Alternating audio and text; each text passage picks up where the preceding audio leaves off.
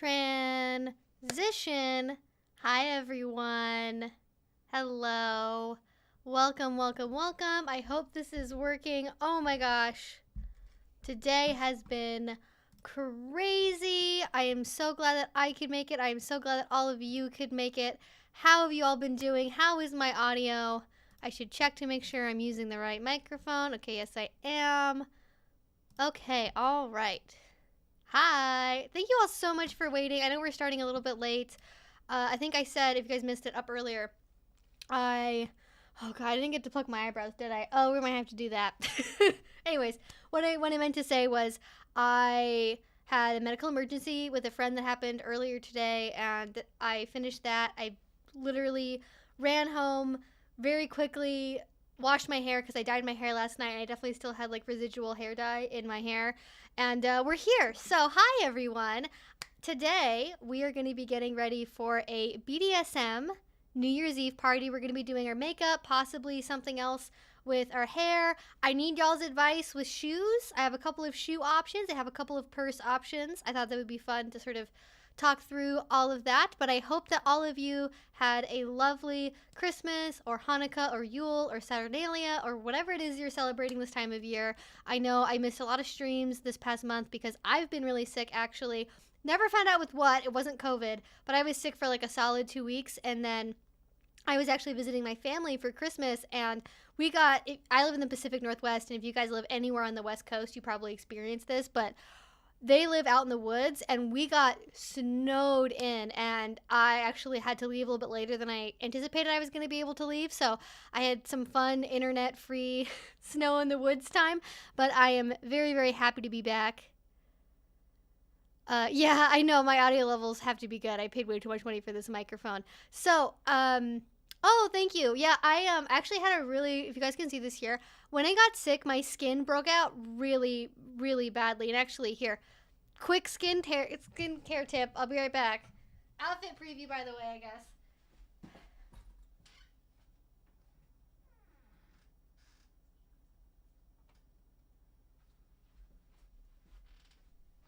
So, skincare tip. I love this. So this is Bryotech. It's hypochlorous acid, which sounds scary, right? And it is basically a key part of your skin's own defense system.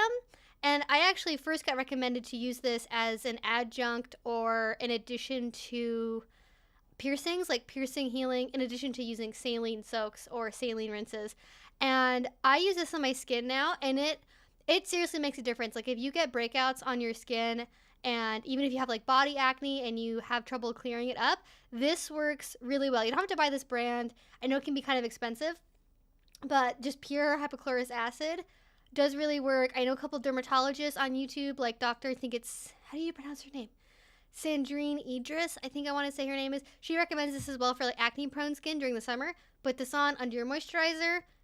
It's great stuff. It works. It lasts a really long time. I love it, and I use it instead of like literally any other water-based spray before moisturizer. I use this instead. So free skincare advice. Watching while my car charges. Excellent. Welcome to, I guess you're probably watching it on like one of those Tesla screens.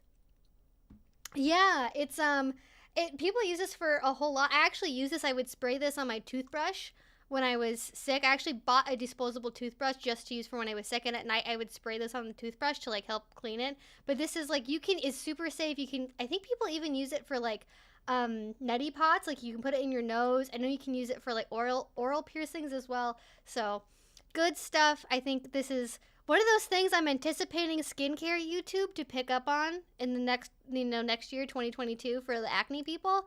This is going to be the next big thing, okay? Trust me on this. I'm actually going to a New Year's Eve event as well. Some friends are hosting a high protocol dinner. I'm super excited. This is my first kink event I've been to in like 2 years. Oh my gosh, Ash, that sounds so fun. I love high protocol dinners. I should tell you guys the event description for this. I've never been to a New Year's Eve event before for like a kink event. I've been to friends' houses for parties before, but with COVID, obviously that's not happening, and I am not friends with the people that hosted the last party I went to anymore. So the event that I am going to instead is, how do I describe what it is? It's like, It's gonna be like a silent auction performance, like games and activities kind of focused party, but also with space to do BDSM equipment. And I think there's mocktails. There may be cocktails as well, like actual cocktails. No, there's just mocktails. Boot blacking. So I am going to bring my big stompy leather boots, I think, or possibly my leather dress to get boot blacked. Tarot readings, which I'm super totally going to do. I love those. There's going to be somebody's bringing a Sybian. There's going to be a photo booth. There's going to be lots of fun sort of murder mystery party sort of things, but then also kink at the same time. I think it's going to be a lot of fun. I'm really excited. I've never been to an actual like organized public venue New Year's Eve event, so this is going to be like kind of a first for me as well. So yeah. Yes, no roosters are harming the making of this party. I would hope not. Okay, so let's get into actually doing the makeup because this party starts at 8:30, but I don't mind being late because I just feel like when it comes to kink parties, if you're brand new, I do recommend going earlier because early is when you actually have time to like talk to people and chat before things really get started. So I think if you're newer, earlier is better. But when you're like me and you're not really there for much of that socializing part of the festivities, or not that type of socializing at least, I am gonna go like I'm okay being there a little bit after things have actually gotten started. So my plan for my makeup look for today is I'm wearing, this is silver and gold. This is like silver and gold. It's all silver, gold, and black is like the look today. So my plan was to do like a silver and gold and black eye look. But before we do that, I need to do something with my face. So we're gonna do something with my face first. Oh, this is where that went. I'm actually not a fan of this. This is the Avene Cold Cream Skin Stick. It's meant for like lips and stuff like that. I actually don't notice a big difference with this. I honestly would just say to use Aquaphor Vaseline. Honestly, that works just as well. Ooh, had my New Year's Eve with extended family in Bangladesh. Have you seen an entire city of rooftops shot fireworks? No, because that's not legal here. But that sounds like it would be a lot of fun, if not a fire hazard.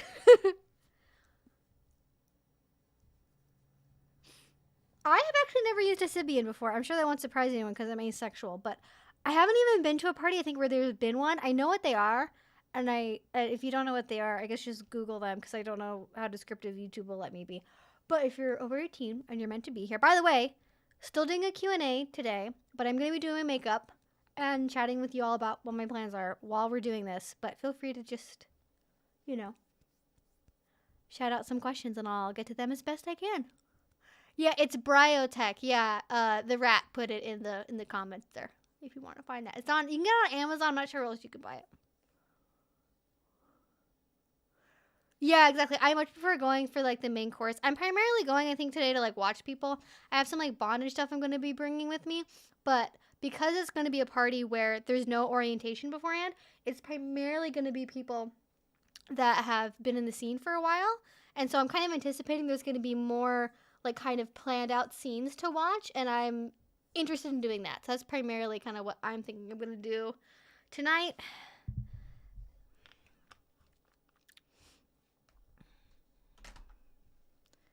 I think it's going to be a lot of fun. And from what I saw, it's like a smaller event as well. The other events I've been to, since, October, they have primarily been, packed to the gills, as many people legally allowed inside as possible, all vaccinated and masked, of course, as always. But they've always been super busy. And this event, I think, is smaller. It's like a more intimate event, which I'm very much about. I think that's going to be good. As opposed to like 120 people or whatever. It's going to be more like 30. So I think that's probably good. I'm not doing this foundation I'm using. It's the one I normally use when I'm on camera. It is the Urban Decay Hydro Maniac. I think it's like they say it's a tinted moisturizer, but it's more like medium coverage. Yeah. The Stay Naked Hydro Maniac Tinted Glow Hydrator. Whatever the palest shade is, like 1N or whatever. That's me. And I think now that it's winter, this does oxidize a little bit on my skin. Oh, sorry, microphone. It does oxidize a little bit on my skin. So right now it looks like a good match, but I feel like I'm at the point of the winter where I could stand to mix this with a little bit of white foundation mixer because I started using this during the summertime and I don't go outside unless it's walking my dog and I always wear sunscreen. So, you know, I'm not really blessed by the tan gods, but I just accept where my melanin levels are and I try not to give myself skin cancer. And that is, I think, the path that makes sense. You know what? I thought originally I should pluck my eyebrows, and I'm not going to. I have, you guys can see, I definitely need to pluck my eyebrows. I just want to acknowledge that for everyone in the audience. It says something. This is going to be covered in glitter and eyeshadow, so I'm not going to take 20 minutes to pluck my eyebrows. And anyone that's offended by that can deal with it. Oh, we have a super chat from Ilmar. Let me know if I said that correctly. I'm not confident. The thing I miss most about New Year's Eve since moving to Florida is the New Year's Eve party every year at the Mark in Nashville. So much fun. Has anyone here ever visited? I've never been to Nashville, so I haven't been. I want to say in Florida, I remember this from a CNN thing years ago where they had a drag queen named, if anybody remembers this, please tell me because I feel crazy saying this, but there was a drag queen named Sushi that dropped with the ball for New Year's Eve in Florida. Isn't it weird to think that in different parts of the country, like, New Year's Eve happens at, like, a totally different time? Like, New York's gonna have New Year's Eve, like, 3 hours before I do. Like, it's almost New Year's Eve there right now, you know?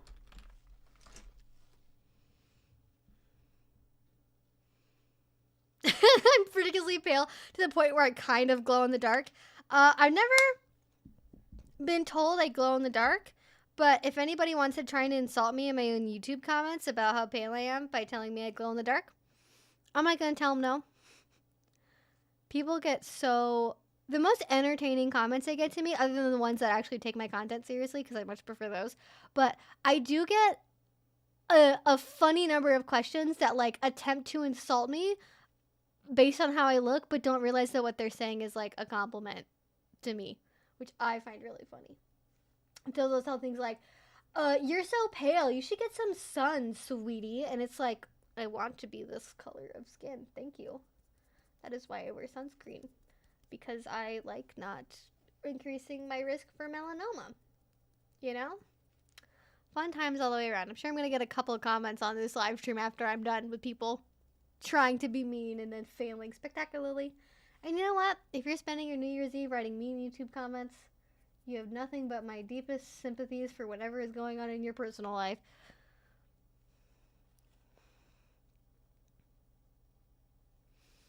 Have you ever watched the ball drop in person? No, I haven't. You know what? Honestly, I'm really not a New Year's Eve person. Like, generally, like, we didn't really celebrate it growing up at all. Because I never even really wanted to stay up that late to watch it. I eventually did start staying up enough to, like, watch it on TV, but, like, my family never really celebrated anything related to New Year's that much, and I just never really got into it as an adult because I'm not really a party person, which is really what you do when you're an adult and it's New Year's Eve. But if it's an excuse for a BDSM party or something romantic, like, if I could do romantic things for New Year's Eve, right, you know, going to, like, a fancy dinner, and, you know, I've done that before. I did that in past years, and it was really, really lovely. That's kind of more what I'm about for New Year's Eve. Personally, for me, I feel like the new year for me starts in the fall. That's when it feels like that summer to fall transition. To me, that's when it feels like the year starts over, not in the middle of winter.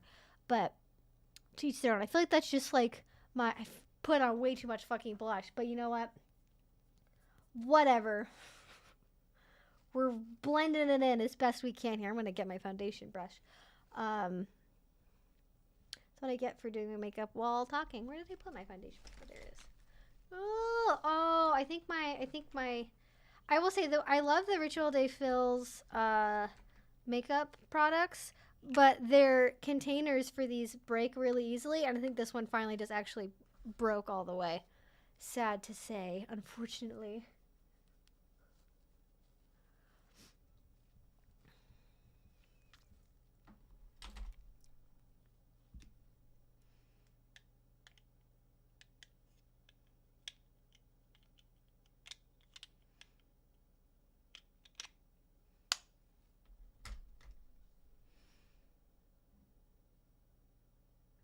God, we can agree when the year starts. I know. I feel like, well, at least from what I understand, like it's more like a Celtic thing, like because in sort of the Celtic calendar, there's really only summer and winter, and so that transition from summer into winter, which for us would be fall, is when they consider the new year to be. And I just feel like my body is on that wavelength, you know. I think it also has to do with the school year as well, you know, because that's always when a new school year starts, and I haven't been in school for a while. Oh, I'm using a different highlighter today. This is the Naked Skin highlighting fluid in Luminous, which I got on sale, I think, last year after Christmas. FYI, if you guys are into makeup, Ulta is having was it 10? 5 times reward points on a lot of items right now if you're looking for a good deal, because I pretty much get everything I buy from Ulta. Like, it's because there's one that's pretty close to me I can like pick up stuff from, so it's super convenient. But I just feel like I haven't used this for a while because I pretty much have been using the Moonlighter from this. Yeah, it's the Squid Moonlighter from Black Moon Cosmetics. I feel like I wanted to mix it up a little bit. All right, setting spray time. Does it do anything? We don't know. Okay. Do this because that's what all of the makeup YouTubers do. I really wish I had time to paint my nails because I had like sparkly nail polish I was going to wear. It was going to be super cute. All right. Let's see if I can find... I know I saw a couple of questions, but I did not get to fully see them on the screen.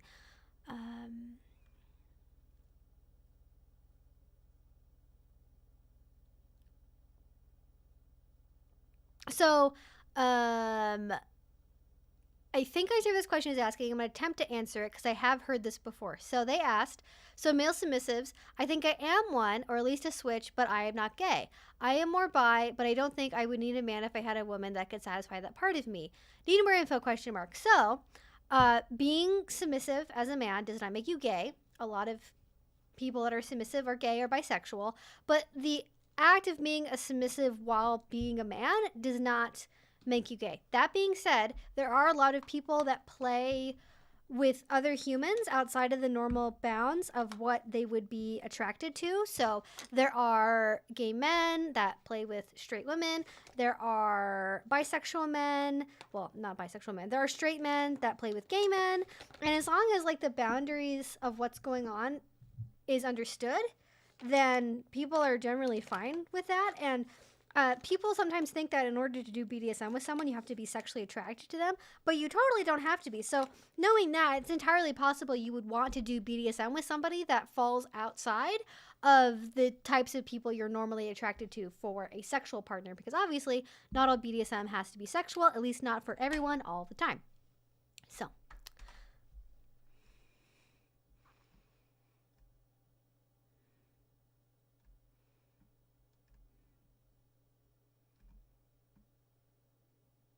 how do you get used to not having a dom anymore? I recently broke things off with mine, and I'm sometimes unsure of what to do with myself. So that is a great question. Actually, I did a video last year where I talked about self-collaring. So if you search for like collaring or self-collaring on my channel, you should be able to find that. I'm trying to figure out how to get my mirror in a good position here.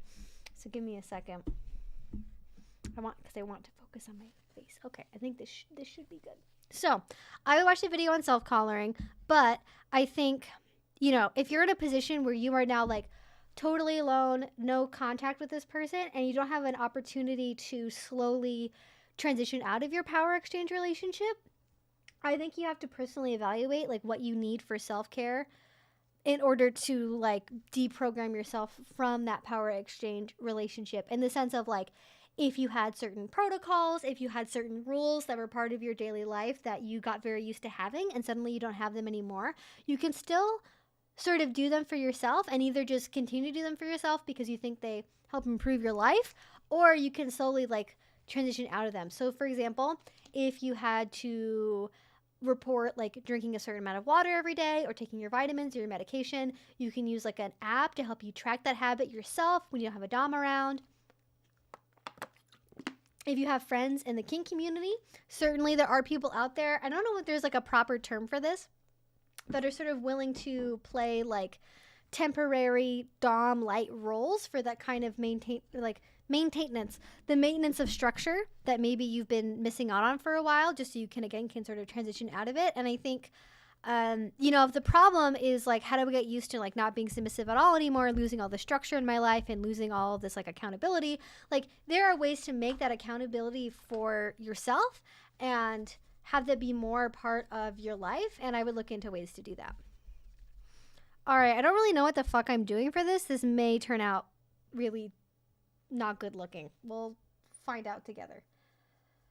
Because my plan with this is to do silver in the inner, gold in the middle, and then black in the outer. But I'm going to do white all the way around first because I feel like that'll be a better base for like the silver. And I'm going to do like, oh, I can't wait to show you guys this eyeshadow I have because it's like the best foiled eyeshadow I ever use. And if you look at my videos, I don't really use a lot of glitter or foil eyeshadows. For videos, usually I use matte, but I mean, these are kind of converting me, TBH. Kind of converting me. Now, if the problem is it is more like usual relationship ending problems, really going through sort of the breakup blues of like really missing the person and not being with them anymore, I really think that breakups are a really good time to refocus on yourself and your hobbies and things that you were missing out on while you were with them, either because of time or because they weren't into them or, a million other reasons why maybe you had to stop doing that thing. I think re-embracing your hobbies, re-embracing old friendships and connections that maybe you lost touch with because of that relationship. I think really leaning into those, leaning into being with your support system can be a great way to kind of cope with the loss of that person and the role they had in your life in terms of how much space and time they took up. I think it is also a good time if you're feeling like, oh, I want to go back to this person and I really miss being with them. And you probably had very good reasons to end this relationship, from compatibility issues, they cheated on you, they lied to you about something, who knows, right? I don't know what your situation is. Whatever reason that might look like for you, there's a really good thing you can do. A lot of people know how to make pros and cons lists, right? Okay, this is how you make the world's best, like elite level pros and cons list. So what you do is you ask yourself what your question is, right? Is your question like, oh, I want to be back to this person? All right, here are the long and short term pros and cons of getting back together with this person. Long term and short term cons, long term and short term pros, and then fucking focus on the long term and short term cons. Because if the short term is like, I get to feel submissive again, and the long-term con is the slow and inevitable degradation of my mental health, it's probably better to go with the not destroying your mental health part. That's my opinion, at least. And I have found that to be very helpful for when I've had relationships that have ended, to kind of help me stay in my more rational, wise mind space of like reminding myself of why something had to end. And though I can remember kind of the good and the positive, it also allows me to remember why I made that choice in the first place, like why it was good the relationship ended, and to not kind of get lost in the sorrow of not having had that. And really, honestly, for the past year, I've had people and friends that I've done kinky stuff with, but I haven't really been doing anything that's like submissive. I've really just been doing like top bottom stuff, and I've just been enjoying doing that and not I would like to have another power exchange partner at some point, but like I'm not pressuring myself to get back into that. Yes, I have raccoon eyes. No, I won't apologize. Oh, what did I do? But that's my advice. And it's just like, it's hard, especially when it just happened. Like, I think just honoring the fact you need space and time, especially if it was a longer relationship and it was your first BDSM one, like that will really, really impact you. But just know there are other people out there. There are so many people that are into BDSM, and you will have other opportunities, hopefully with somebody that's more compatible.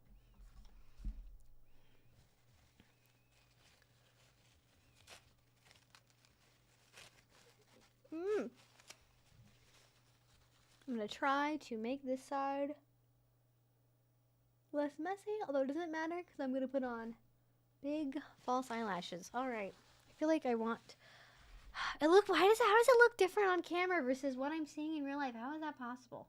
How is camera technology better than my eyes or worse than my eyes? I don't know. Anyways, I'm going to call that good. I'm going to move on to the foil eyeshadows because I'm excited about that. I will stop in a second after I show you all this eyeshadow palette to follow up on some questions. So this is the eyeshadow palette I used for the Christmas Eve and Christmas Day videos. This is the Christmas morning palette from Give Me Glow. I love their stuff.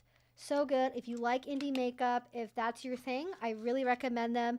And almost all of the eyeshadows I use every day are from them. Like to the point where I'm going to just get rid of all of my other palettes pretty much. So this is what it looks like on the inside. And they have a really pretty gold and a really pretty silver. So I'm going to do silver and then gold. That's my plan currently. And then I'm going to put glitter on top of that because I am a bitch who can't help herself. Really, that's the only answer. But let's get back into some comments, shall we?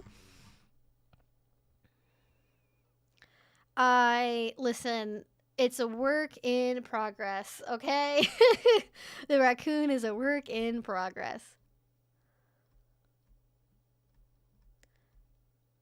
Thank you. I watch all your videos, and my new girlfriend is a dominant female, and I want to satisfy her. So I'm going to try this live for me and her. I don't think you would see my questions. Thanks. Yeah, of course. I try my best to read all of the comments. I don't always get to all of them. And good luck to both of you.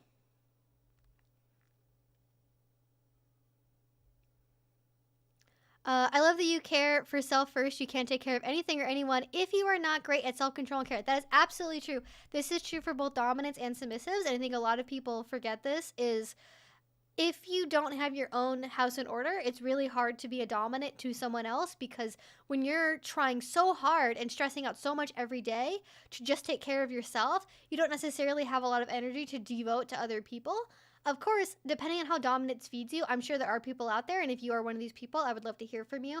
If you're somebody that maybe has very long-term chronic issues, I could see how maybe refocusing onto other people and caring for them kind of helps your own daily things like be easier to manage. Theoretically, I'm sure that's possible, but I think for like everyday people that maybe aren't struggling with that particular kind of issue, for the most part, if you are struggling yourself, you're not really going to be able to take care of other people. And likewise, when you're submissive, if you are in a place where you cannot take care of yourself to like, and I've talked about this a lot for like, you know, submission not being a substitute for adulthood, for example, if you're in a place where you can't take care of your own basic needs at all and you're dealing with a lot of really intense emotions you don't know what to do with, and you're just in like a place where you're not paying attention to yourself and you're saying, well, I want to take care of this other person, and it's kind of a way to escape from taking care of yourself first. Like, you got to repair yourself first, because if you're not in that state of like a more healthy connection with yourself and taking care of yourself first, it's really hard to engage in submission in like a genuinely healthy, sustainable manner. It can definitely work shorter term, I think, even if you are in that kind of less healthy place. But I think on the long-term spectrum, if you are not addressing your own health and well-being first, any relationship is eventually going to at least suffer because of that, if not just be very, very difficult to do. So, I am monogamous and was talking to a dom who is poly. I feel like he was a bit elitist about being poly. Are poly folks more successful in BDSM than mono? That's a very interesting question. I'm going to tight line my waterline, so I don't want to stab myself while doing this, so give me a second here. Because I get this question a lot. Also, I hate this eyeliner, but I'm just using it because it's what I have. It's like the Ulta gel eyeliner that costs like $2.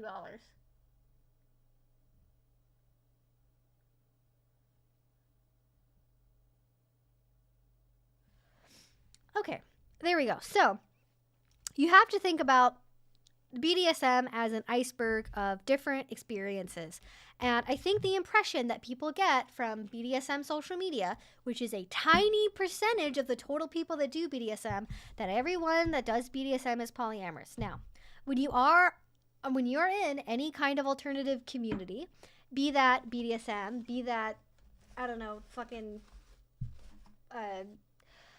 Ren Fair, you know, whatever else, miniature painting, whatever sort of little nerd alternative community you're part of. Whenever you're part of one alternative community, it's more likely you are going to have like compounding other alternative identities, which is why you'll see more people in the kink community that are queer or trans, etc., like be more visible, because the BDSM community is also somewhat a safer space to also be those things in. However, you have to remember the vast, like, first of all, can you guys see this? Like, what the fuck?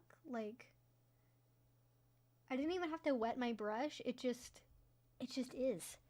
It just is. It's amazing.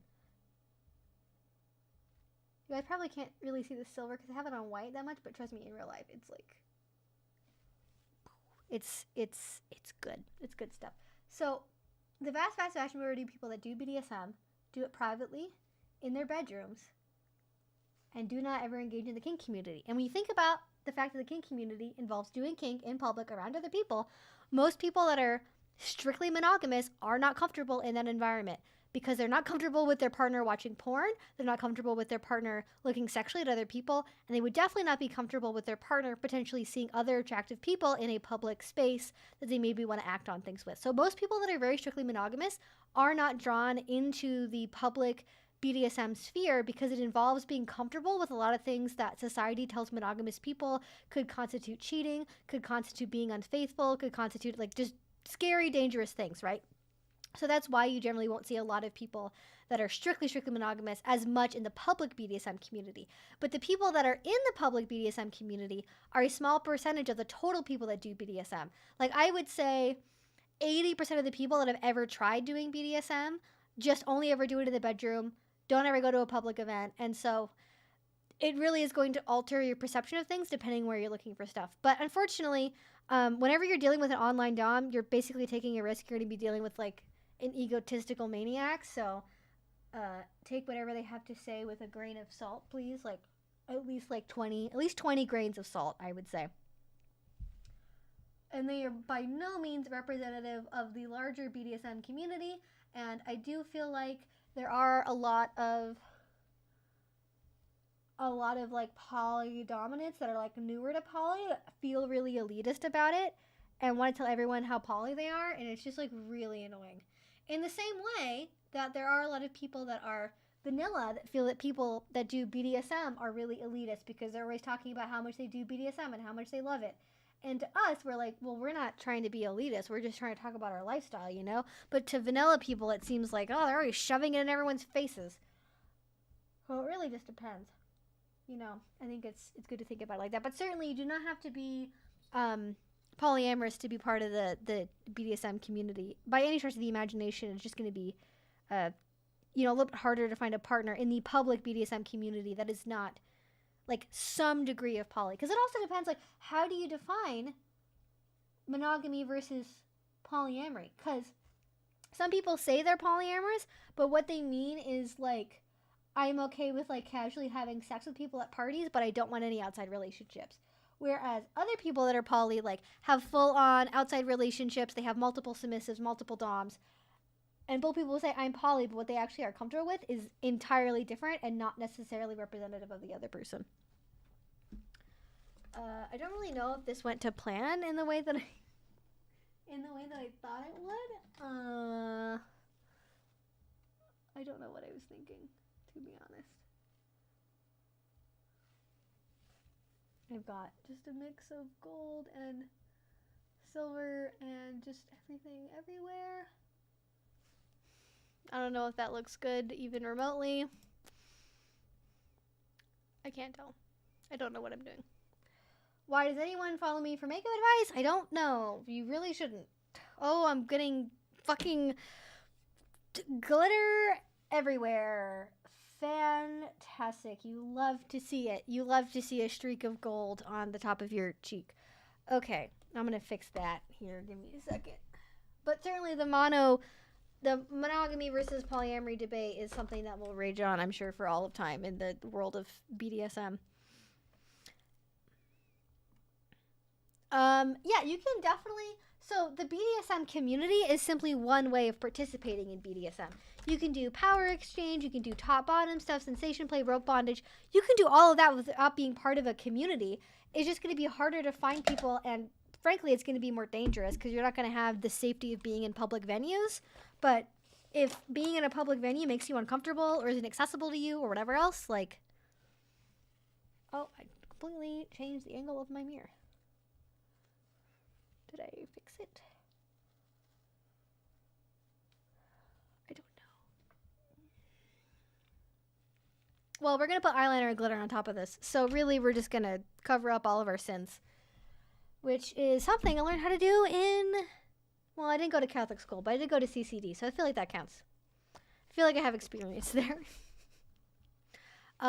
If this is mentioned in your finding event spaces, feel free to skip. How you figure out if an event is a good fit for an ace person with varying levels of sex favorable to repulse scale. That is a great question. I actually haven't specifically covered this in a video, so I would be more than happy to answer this question. So, really, the best thing you can do is read the event description, see what kind of things are allowed or specifically called out. So, if you see a party that really advertises, like, you know, sex friendly, you know, condoms available, lots of mattresses, blah, blah, blah, you're like, that's probably going to involve a lot of public sex. Whereas if you see something that's like, you know, it's like a heavy edge players night, and they talk a lot about medical play and whipping, and they mention that like sex is only allowed, you know, in the private rooms, you know, outside of public view, you know, that might be something you're more comfortable with. But ultimately, I think the best way to find out outside of event descriptions, assuming they are detailed enough, is to actually message the event organizers, because they've probably gone to those events a lot before and they would know what to expect in terms of amount of sex, type of sex, where it happens, the general vibe of the crowd. Because I've also been to events that involve quite a lot of sex, but that don't like make me feel uncomfortable, because the overall vibe of the party feels like BDSM focused to me. So, and that might be different for you. Personally, to me, it makes a big difference when a party is BDSM focused versus sex focused, even if there's sex at the BDSM party, you know? And I'll talk more about why in a minute, but eyeliner and talking are not conducive to each other.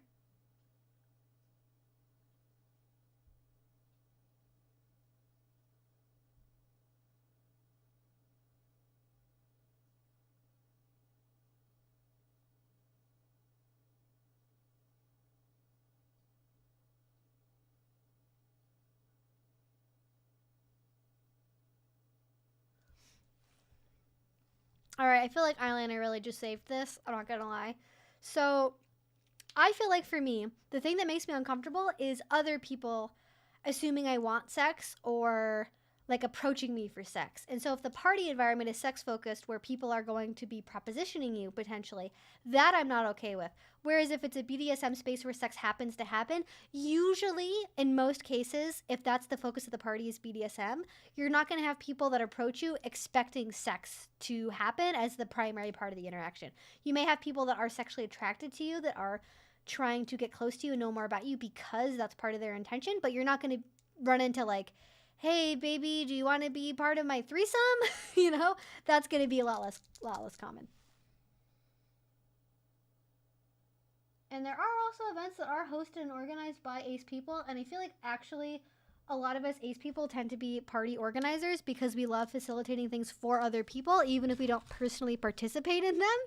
So actually, you might find that a lot of ace people love organizing stuff even if they don't do it. And so as part of that, they tend to make the environment be friendlier for folks like us. But it also is very regional. It totally depends on where you live. That is simply my own experience based on where I live. But depending on who's in your local community, who's organizing things, kind of what the local traditions and norms are, that's all going to vary. So I can only give kind of generalized advice, not knowing what it's like where you live. Because, you know, maybe the one guy that owns all the venues where you live is like super sex focused. And so all the parties are always all going to be about sex, you know. And hard to know before you get into the party what it's actually going to be like regardless of the description. Because it also can depend on like who decides to show up that night as well.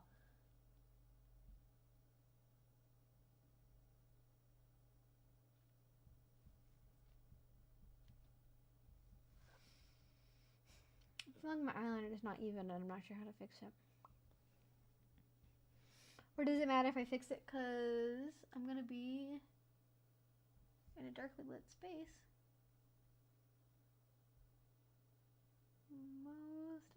time. You know what? I'm just going to call that good and not worry about it. And just be like, I'm going to cover that up with false lashes later, you know? Because I'm going to have to redo it a little bit anyways because I'm about to put glitter on. So, let's put glitter on our eyes.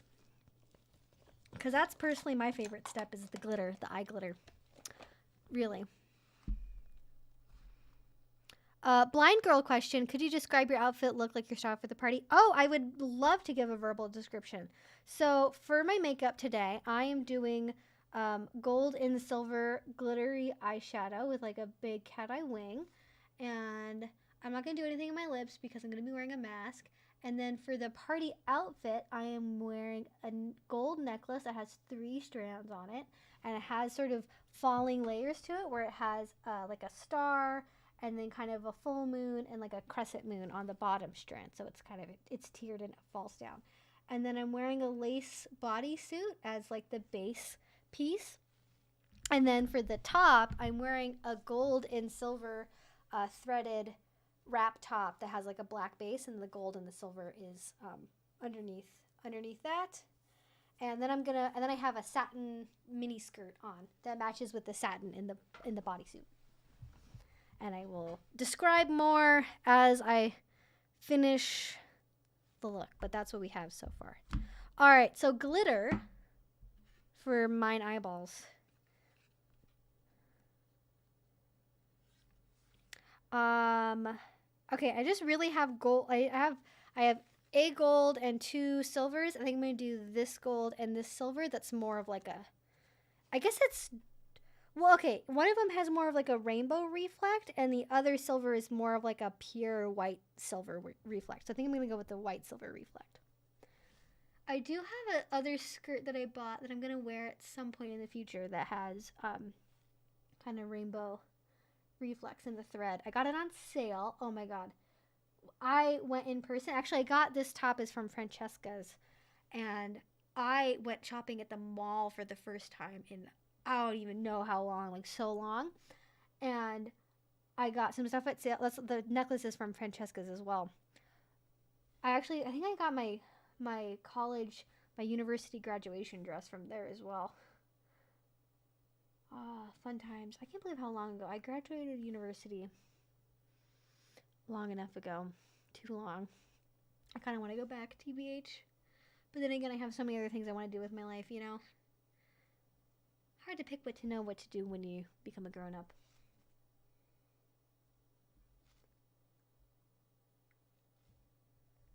I went, so the skirt that I got is like a satin mini skirt, and it's a black satin. And I went to this store called Altered State, which is apparently a religious, like, Christian girl store. And I find it fucking hilarious that I bought a skirt on sale there, and I'm gonna wear it to a BDSM party. I feel like you can't get any more perfect than that. All right, here's the glitter on the eyeshadow. I feel like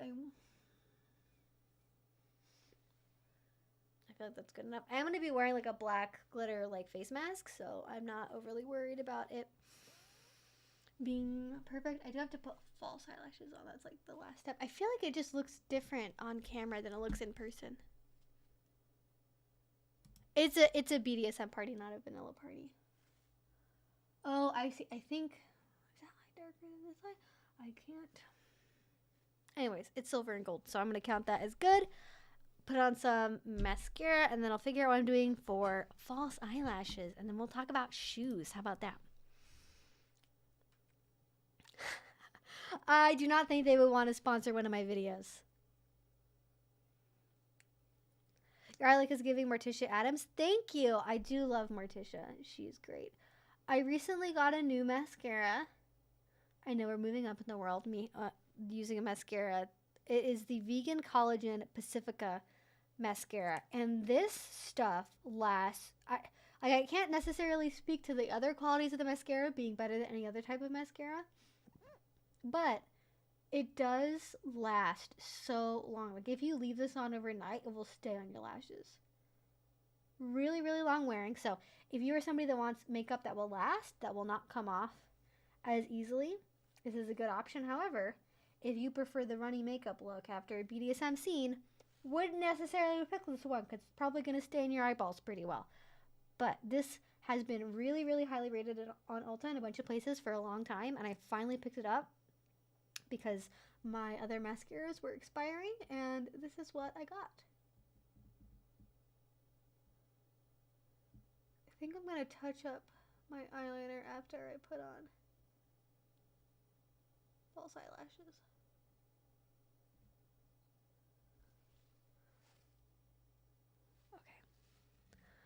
Get eyeliner everywhere. That's a good step. I see no problem here. Christianity's always been kinky. True, especially when you come from a Catholic background like me. Listen, those priests have been doing a lot of kinky shit longer than a lot of us have, okay? Self-flagellation is not uncommon, or wasn't at least. It's kind of, after Vatican II, they were like, hey, stop doing that. That's not good. Beating the novitiates into submission is no longer something the Catholic Church sanctions, as it turns out. How long does it take to take all this stuff off? Not really that long, actually. I don't know, 2-3 minutes, maybe. It's mostly the glitter takes a long time to take off, but otherwise I pretty much just use an oil-based makeup remover. Sometimes I literally just use oil. Like, I just use, like, safflower oil or something. And I put that on, like, a terry cloth, and it all comes right off. And then I just wash my face with an actual face wash. It's definitely much longer to actually put all this stuff on. Oh, you know what? I found my eyebrow stuff again. Because I need to get my eyebrows touched up. I was supposed to get them touched up, like, 4 months ago, and the person who did my eyebrows never came back, so we're dealing with what we are dealing with. But I got something to kind of re-darken my eyebrows with a little bit while I'm waiting for that. Oh, here, I gotta trim my one silly little bit of... I don't know why I have, like, this one section of eyebrow hair that grows way longer than the rest. Because we all have weird things about our faces, I suppose.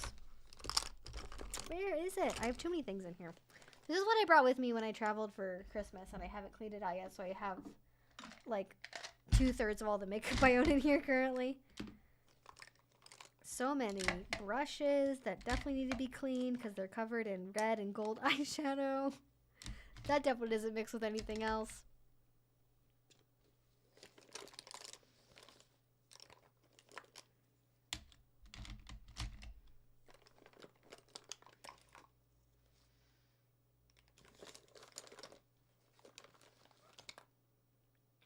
Oh, here it is. Thank God. Okay, this is the Anastasia Beverly Hills Ebony. I don't even know what this is. I think it's just eyebrow mascara, I think is the term for it. That's what the NYX one is called, is eyebrow mascara. And it literally will just kind of fill in my eyebrows a little bit, basically.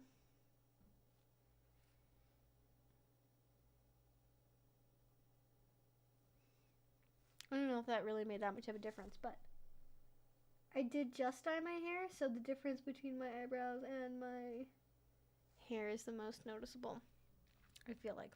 All right, so audience participation moment. And I wish YouTube would allow me to build in polls to my live streams. I would love that feature. Audience poll moment. We need information about what shoes I should wear, okay? I'm going to show you guys the full outfit, and then you tell me what shoes to wear. So, I'm going to try to not run over my dog. Move this. So, here is the outfit. We have a lace bodysuit I'm currently fiddling with. Lace bodysuit, necklace, gold top, satin skirt, satin up here. It's like a wrap top, you know, and yeah. So this is the outfit. I don't know if you guys. There you go. There you guys can. Is it focusing on me though? Is the question? No. Why would it do that? There we go. So I literally have to like jump on my bed, I think, to like. But anyways, so shoes. 3 pairs of shoes.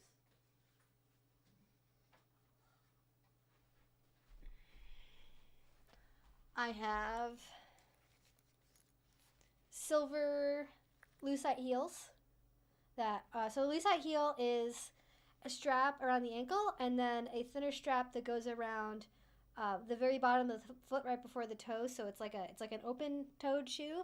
I have black faux leather lucite shoes, and I have closed-toed. I think these are Michael Kors. And I have closed-toed Michael Kors shoes that are uncomfortable, but the reason I still own them is because they have gold locks on the bottom. So the open-toed shoes are way more comfortable. The closed-toed shoes are more fancy. And then we have black and silver. So black, silver. Let me know what you think. And then I need to know what to do with my hair, but we'll figure out the shoes first because I asked about that. I've worn boots at every other party I've been to. I don't really have boots that go with this, so I am going for a heeled option. Oh God! All the comments just came in at once. Let me catch up here. I think I saw a lot for silver, but let's see. Oh, sorry. I know I've missed a lot of questions, and I'll get to it in a second. Silver, silver, silver, silver, silver, silver, black, black, black, black, open toe, silver, silver, black, black, open, shoes comfy. The open black. Okay. Hi, Amy. Welcome. We are asking about what shoes I should wear with this outfit, silver or black. Oh no, let me make sure this is gonna focus on these two. Because definitely I have to walk up and down stairs, so I definitely want to go for, like, comfort. But silver or black. And then I'm going to be wearing a long like floor length, like, black coat that has, like, a faux fur collar on it. Silver, black. When else would you wear silver? Just kidding. True enough, I think the last time I wore them was for a wedding. Open-toed black. I wish I could just show you guys what it looks like when it was on, but I can't, like, move my camera. So, silver, it's festive, black. I just feel like it's so 50-50.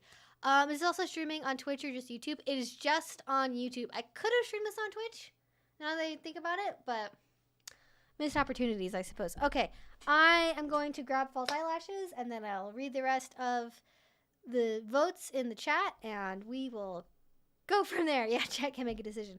Guys, you're supposed to help me make decisions. Don't make this harder.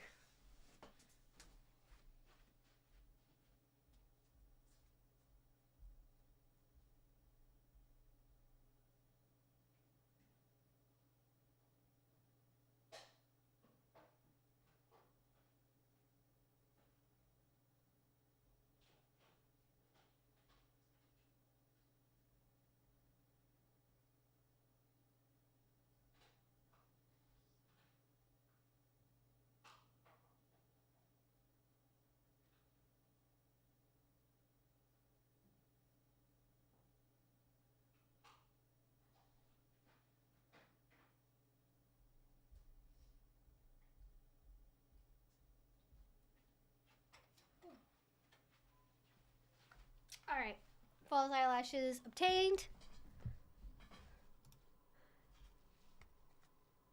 Flip a coin. Yeah, if you never get to deal silver with the silver more comfortable to do stairs. Black is sweeter, silver, black, silver. Is barefoot an option? I mean, I can be barefoot once I get there, but I have to wear shoes to the door. Okay. I feel like people are saying, when else can I wear silver? And I feel like that's a good argument. So I'm going to go with the silver. These are the false eyelashes we're going to put on. They're really like fluffy layered lashes that have a little teeny bit of a cat eye effect to them, but they're mostly like a similar length across, but they're very like fluffy and textured. And I feel like that'll look cool. That'll look cute. So let me kind of preview here. Something like that, just applied better. Oh, I have to remove the worst part of false eyelashes is removing the old glue from the lash band, because I haven't figured out a better way to do it that doesn't like ruin the fluffiness of the lashes other than just like peeling it off with a fingernail.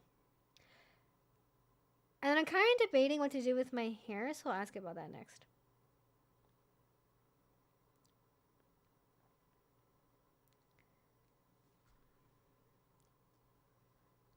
When in doubt, go metallic. True, you're right. That is a good argument.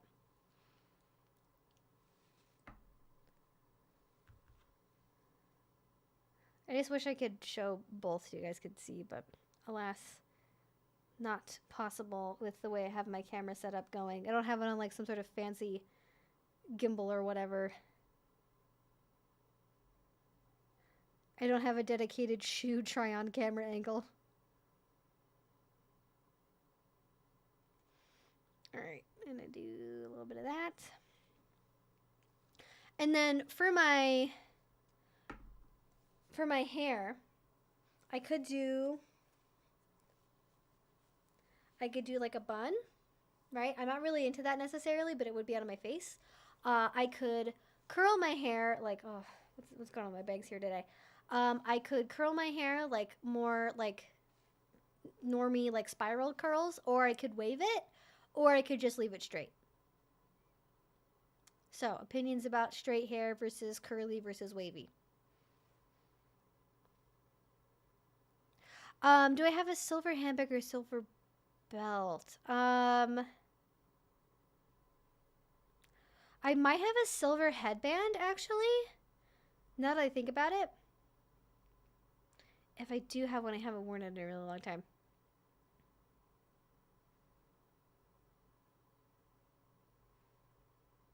I have a foot claustrophobia problem. I guess that makes sense. I haven't heard of that before. Wavy, bun with curls around the face. I like straight, wavy all the way. It's a nice heavy medium. Oh, I'm not that good at braiding, so I feel like braiding has to be out, unfortunately. I'm not that good at braiding. As above, straight, wavy, high ponytail sounds cute, wavy, wavy. Oh yeah, I could do like, oh god, I never do high ponytails actually. I could do like, is that a high ponytail? Does that count? How do I do a high ponytail? I don't know. I'm gonna do this. I'm gonna have to look up like a YouTube tutorial. Do like, how do people do it? Is it like this? And you just pull your bangs out? How do you?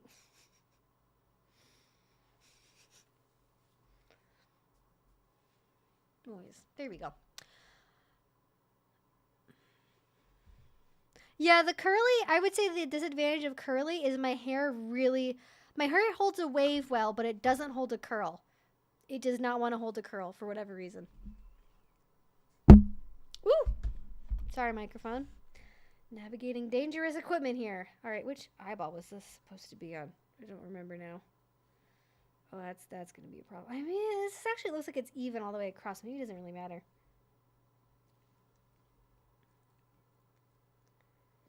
Okay, I'm going to have to look up a tutorial for how to do a high ponytail. Because you know what? Guys, I hadn't even considered that as a possibility.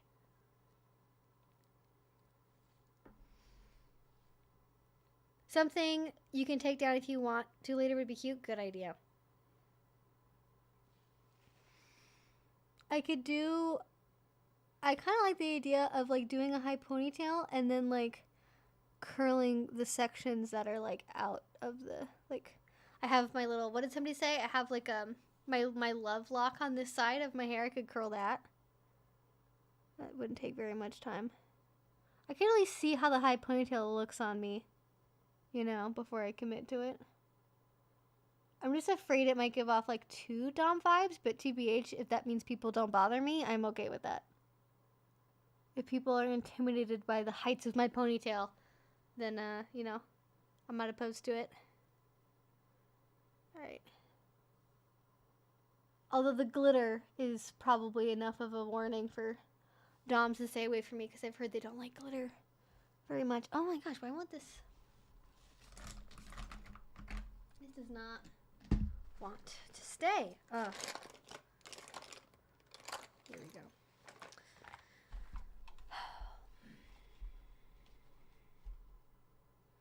I do have a lot of a claw clip type. I don't have any like sparkly like hair accessories though, because I really don't accessorize my hair. I just forget it.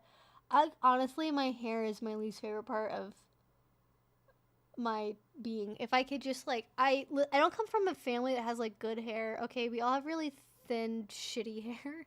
So like I'm just dealing with what the Lord has given me and it's not very much. So I you know, just play with what I've got basically, you know. I'm going to put a little bit more mascara on this side actually, I think. Now that I've got that lash on.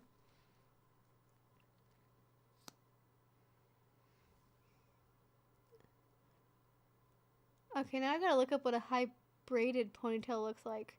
Because it has to be something I can achieve in the next 45 minutes. I feel like lashes just tie everything together. Like, honestly. Oh, and the eyelashes I'm using, these are from Prados Beauty. If you're into indie beauty products, I really recommend checking them out. They're really good quality. These are the CC style lashes. CECE, and they are I just totally forgot the word. Oh, indigenous. They are indigenous owned, women owned. So if you want to support indigenous women owned beauty people, would recommend these. Princess Leia buns? No, I'm not doing that. If only because I feel like this is my own preconception. I feel like I associate Princess Leia buns and space buns with brats. I associate them with littles and brats. I feel like that would give off way the opposite kind of signal from what I want. I could do a whole, like, you know the old Jenna Marbles thing about, like, what hair says about you as a girl or whatever, what hair says about your girlfriend. I remember the title of the video, but it was a really, really famous comedy YouTube video from forever ago where basically she analyzed what types of hairstyles mean about you. And I feel like I could do the same thing about hairstyles for submissives and just for kinky people in general. Like having the side shave, right? Having a Death Hawk side shave means you're a bisexual switch. Having space buns means you're a bratty little. Having a high ponytail means you're a dom. I could do a whole video about that, TBH, but I can't do half the hairstyles for it, so it probably wouldn't turn out very good.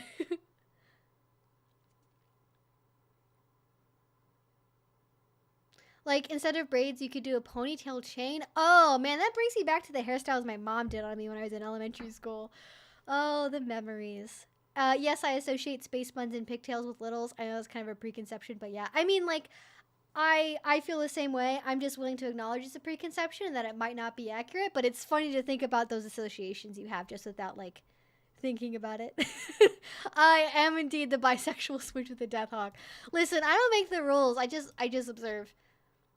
I always know when I'm in the right place to go to a rope bondage convention when I see like 3 fen presenting people that have a side shave and like dyed hair. I'm like, okay, I found this is the place.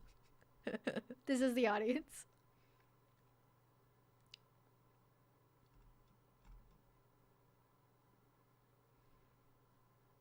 Okay, how does half up to half down? How does that work?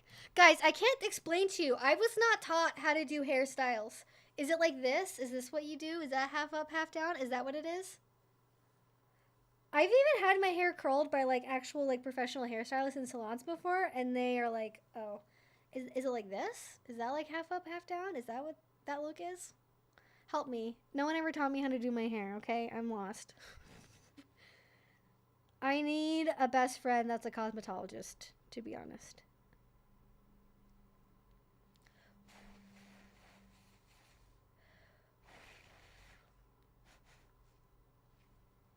Oh god, I almost put 2 lashes on top of each other. That would be a look. Okay, we're not going for drag queen here. We're going for BDSM party.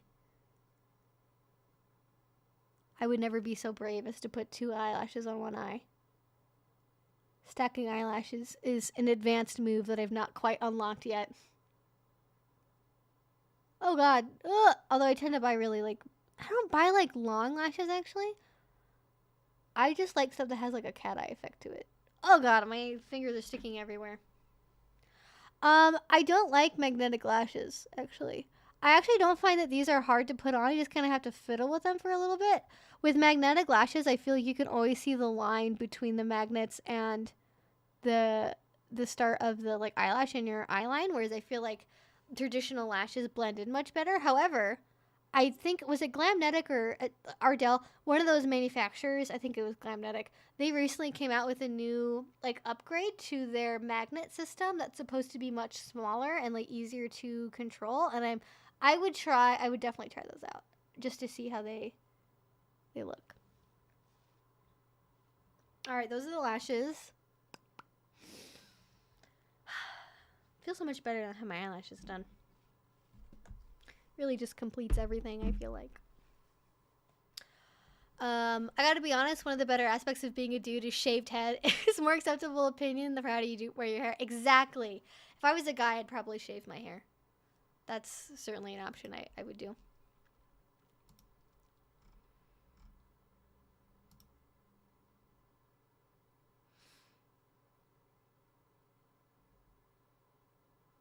I don't know what is BitLife? Is that like Second Life? Take the hair from your temples up and make a little pony high, then add the remaining hair. Okay, we're gonna go on a YouTube adventure here, guys. I'm gonna look up simple half updo hairstyles. Okay, we're gonna learn together. How about that? Because I'm into trying the high ponytail thing just to see if it works, and then kind of curling the rest. Because I would have not thought to do that on my own. So but I have no idea how to do that, and I'm paranoid about doing it wrong. Okay, quick question, unrelated to this entirely. Have you guys seen that Creepshow Art came back on YouTube after like removing herself from the internet for 6 months? Did you guys see the notification? I saw the notification and I sat bolt upright in bed that she had posted a 2.5 hour long video, and I was like, oh, this isn't gonna end well. This isn't gonna be good. All right, I can't wait to go through like old YouTube videos for hair tutorials. Oh, this is why I don't watch these. I am not even fucking kidding you guys right now. I wish I could share my screen, but I don't have that set up. Fuck it. I'm gonna figure out how to show this to you guys, because it is... I was like, oh, this is why I don't do these hairstyles. This is so funny. Okay, give me a second here. How do I do this? Okay. I feel like I would know how to do this. Okay. I gotta do... Oh, no, that's not it. Sorry. Move. How do I... Okay. No, wouldn't need display. What that? Oh, maybe window capture. There we go. Listen, you guys, I can't make this shit up. I can't. Look at this. Blonde, blonde, blonde, blonde, blonde, blonde, blonde, blonde, blonde, blonde, blonde, blonde, blonde, blonde, blonde, blonde, blonde. Redhead? Trisha Paytas. Blonde, blonde, blonde. Redhead? Blonde, blonde. And then finally, 20 results later, we get to somebody that doesn't have blonde hair. Oh my god. That is hilarious to me. Isn't that so funny?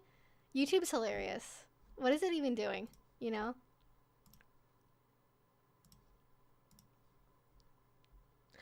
Yeah, I'm not blonde. I have black hair, Ash. I have black hair. Oh, really? Moclub's uploaded a video? Oh, that's great. I guess they're hairstyle clones. I don't know. Oh, sort of. It's an app where you go through life and make decisions on how your character will live, like gambling, college, job. Oh, yeah. I think I know that kind of game, but I've never played it before. I would not be surprised that that kind of game is like kink and polyamory negative, because it just seems like the kind of game that like wants you to make very normative life decisions, you know? Ooh, what are your thoughts on thruples? Okay, I'm gonna get my hair stuff, and then I'll answer your question about thruples.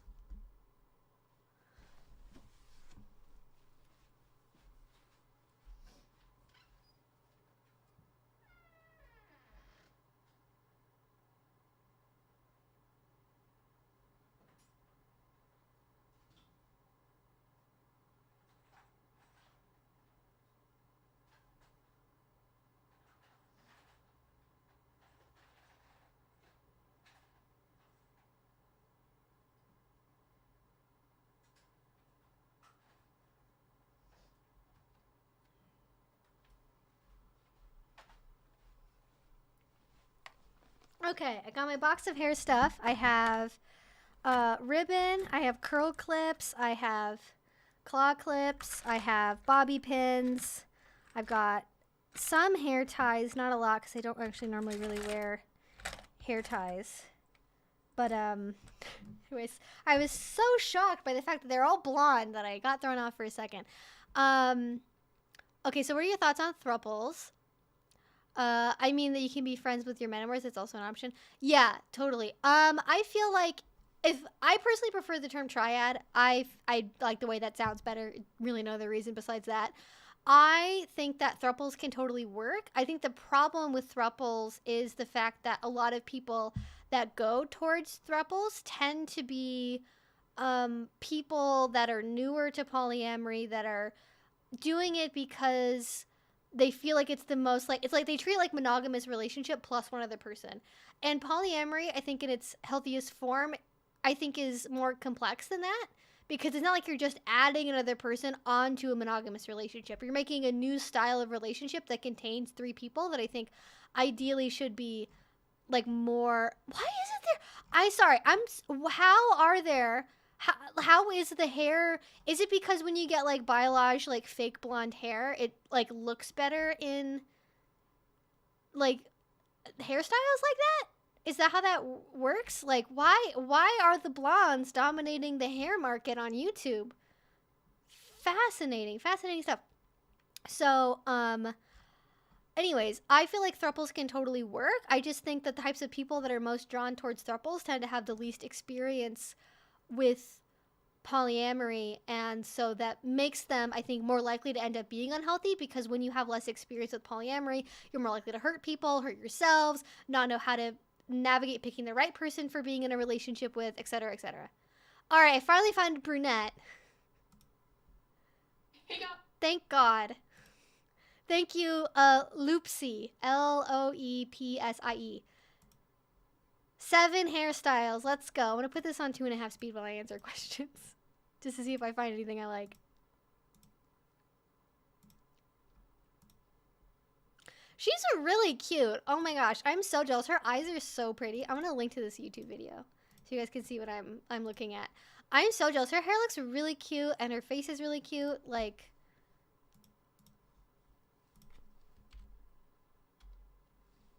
there we go. It's easier to see texture and what's actually happening with a light shade of hair with highlights and lowlights. Personally, like how dark hair looks, but for tutorials, it's easier. Oh, I see. Interesting.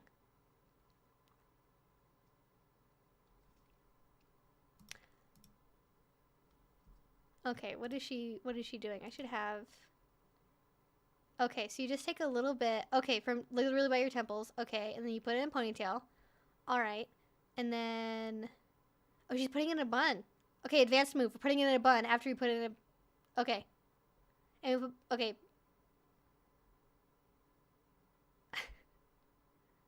Okay, I can see that gives you, like, more volume around the crown. Okay.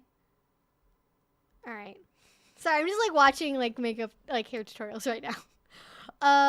Let me answer some questions while we're doing that. Okay, she's doing, like, a really, really quick tiny braid. Oh, I could do, like, a tiny braid like that, I guess. Do braids go with this look, though, I wonder? I don't know. I feel like braids are, like, too... I'll try it. I can't promise I'll be good at it, though.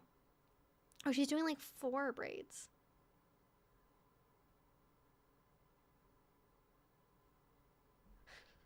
Anyways. Ooh, okay, Ash says, I am in a very successful communicative triad, so it can definitely work. It helps so that we've been friends for 6 years. Oh, yes. Absolutely, when you have more experience and can communicate more easily, it makes all of that much easier. Okay, so then she's braiding. Okay, that is a lot of braids happening. That's a lot of braids. Thank you. I'm not quite done yet. We're figuring out the hair portion of this experience.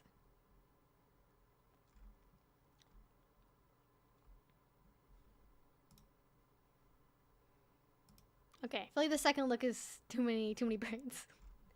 All right, I know that I miss a lot of questions, so I'm going to try to get to those while I'm figuring out this hair situation, which I'm glad I have a minute to, like, relax and think about what the heck I'm doing as opposed to rushing through it. Oh, what is she doing? Oh, it's like she's twisting the hair. I don't think I have enough hair to do that.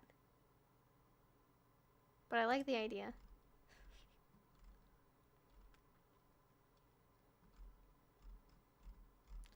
Okay, I know, okay, this is before we started voting on shoes. I gotta get to before we were voting on shoes. Ooh, I have a short black leather dress I got in San Francisco. Very cute. I have one too. And leather boots I'm gonna wear tonight. Trying to decide what to do with my hair. I've kind of just given up on makeup though. Listen, the hair is the hard part for me. Makeup, I always know what to do, but with hair, hair is always, I feel like there's never a right answer. I thought it was altered state, not altard state, and was like, how is this a Christian store? Oh, me too. I didn't realize that altar was like, I don't know, like a church altar. And then it made sense. It made sense after that.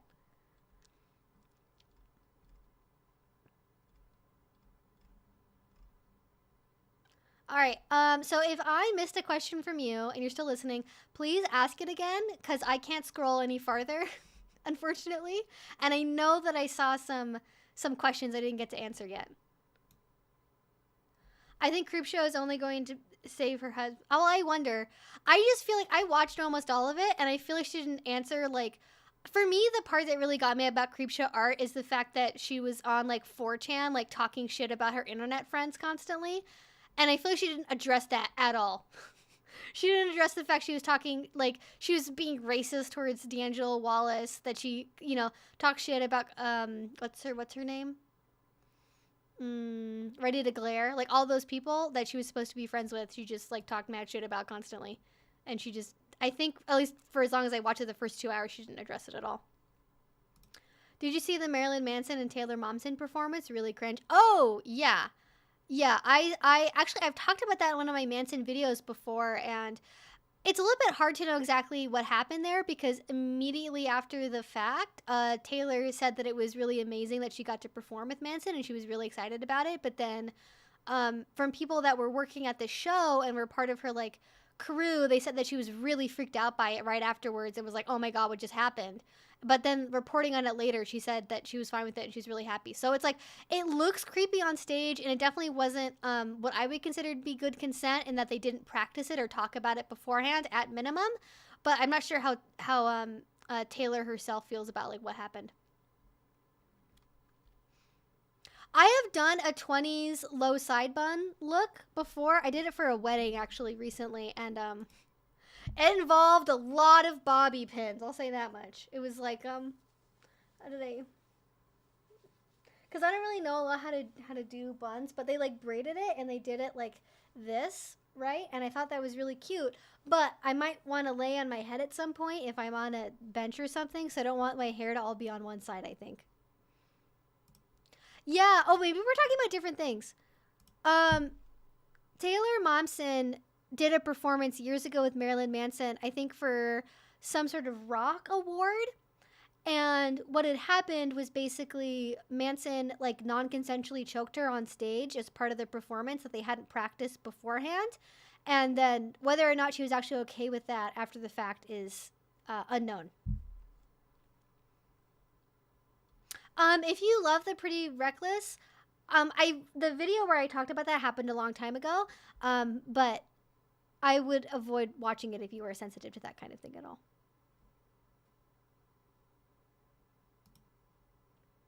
Ooh, any advice on how to cope with being ghosted? The lack of closure is bothering more than the breakup.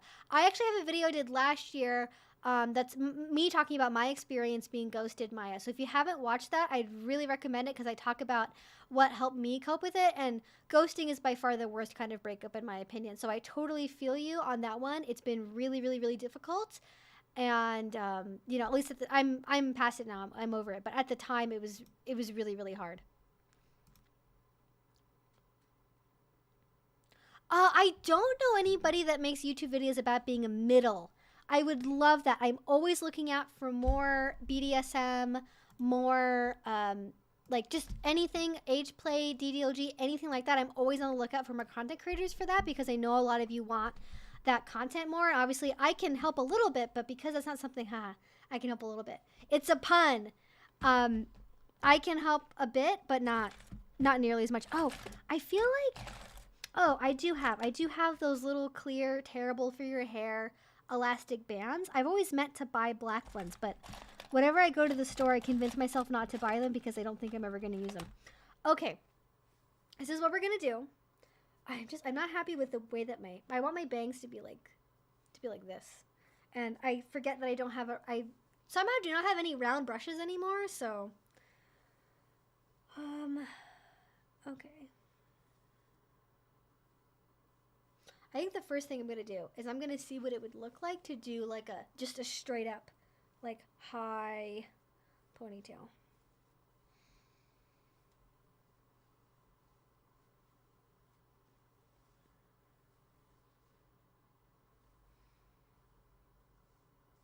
I should have, do I have my hairbrush near here? I don't know.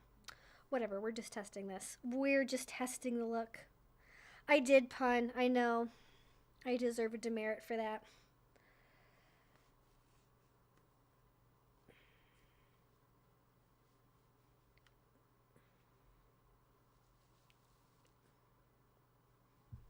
Like a this kind of a deal?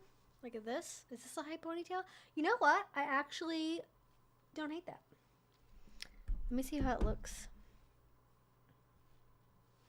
If I like take this out and I curled this, you know? And my bangs are just hopeless, I guess. I don't know. But yeah, I could curl this.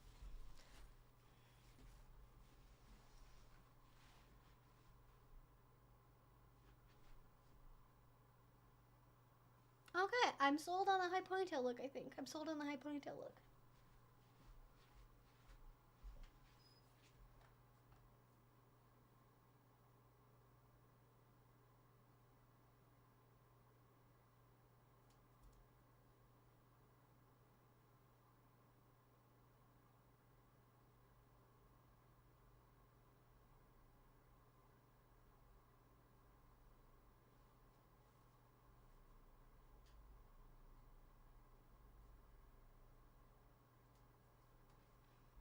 I had to go check in my bathroom to make sure it looked okay. The question is do I attempt to try and braid some of this before putting it back? Or do I leave it like it is and then like, because I think I want to curl this bit at least. I want to curl this bit, but I don't know if I want to curl my ends, you know? Because I feel like curling them makes them look more submissive, whereas if it's like really sleek and straight, I feel like that looks more dominant. Hi, Evie. Yes, thank you. Thank you very much. It is I, the Evie. It is me.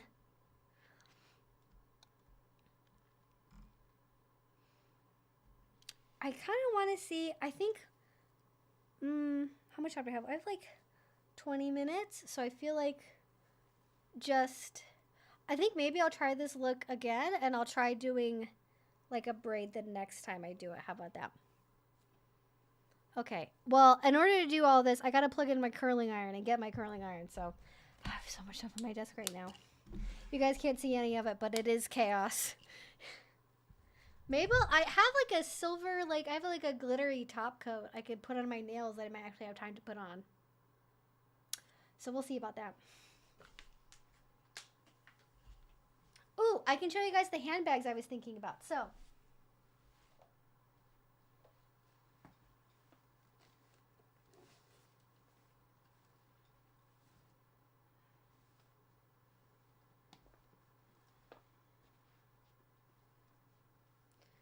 okay, so I either have this cute faux fur bag to go with the fur on my coat, or I use this one all the time, or this like simple black bag that has like gold accents on it. That's like a faux leather. So, which one do we think?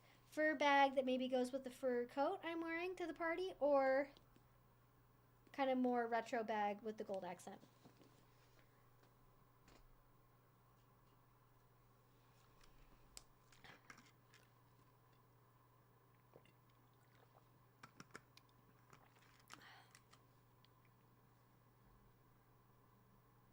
Fur. Okay. The fur bag is the winner.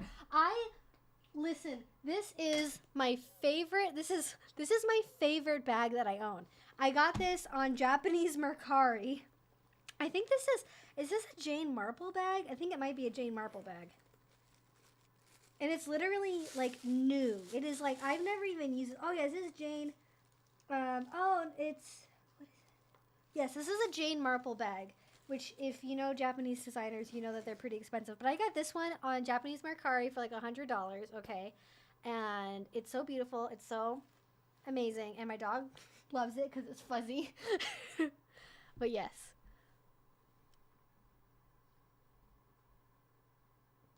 Or maybe I'll show you guys what the coat looks like, just so you guys can see it all together at the end. Because I'm not, in too much of a rush, I guess. But curling iron, get curling iron.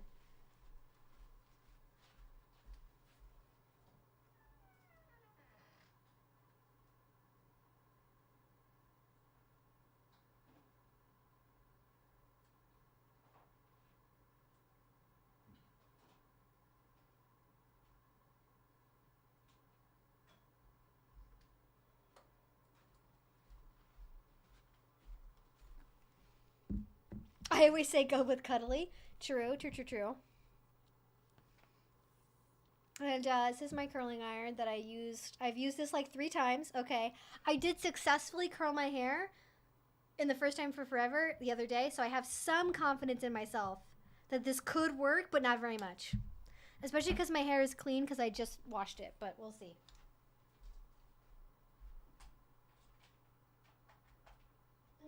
I do have a texturizing spray. I think I'll use a texturizing spray on my hair before I curl it just to help it a little bit.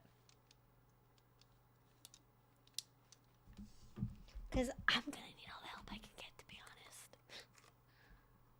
Here, I'm gonna get my coat so you guys can see what it looks like.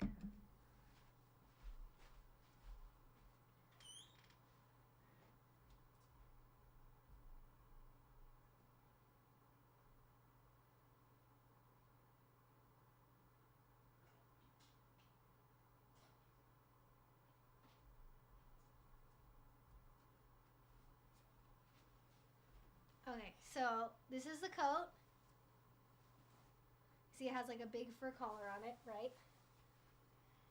This is like my favorite going out to a kink party coat because it's floor length and it buttons, so I can wear anything I want underneath it.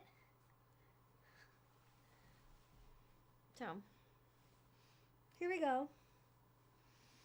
Do you think the submissive boys are going to be able to handle this or not? I don't think they're going to be able to handle this. So here we are with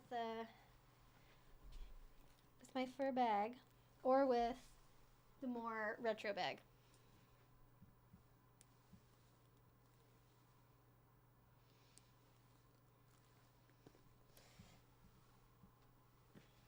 But yeah, I'm gonna try and like back up a little bit. You guys can see, but yeah.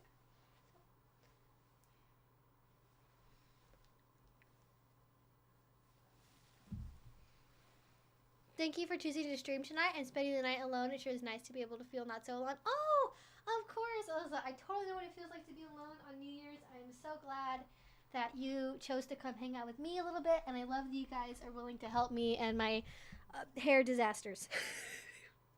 I'm gonna try and comb this top part a little bit here and make it maybe look a little bit neater at least. I'm not gonna back comb it because I like. I'm already putting it in a ponytail, which I never ever do.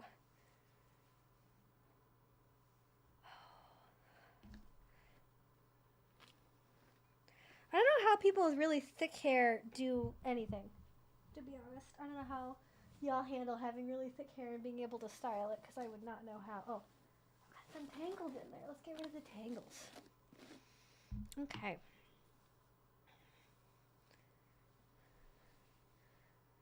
I know. I look like the New Year's Eve edition of Cruella de Vil. But you know what? I'm fine with that. They didn't cast me in the live action, but I'm not mad about it. It's fine. I want to know why Cruella de Vil. Oh, that would have been. I didn't do any Disney characters or anything for my Halloween costume, like BDSM costume idea recommendation, but absolutely a Cruella de Vil like thing would be so funny. That would be the best. You know what? I wore this coat actually once as part of a Catwoman cosplay.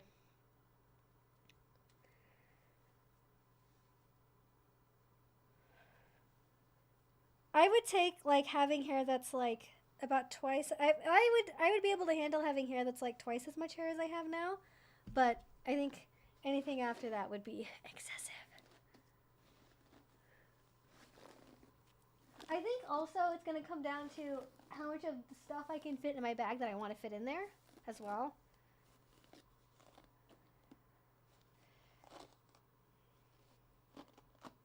Ah, what is this tangle? Where did you come from, Tangle? Get out.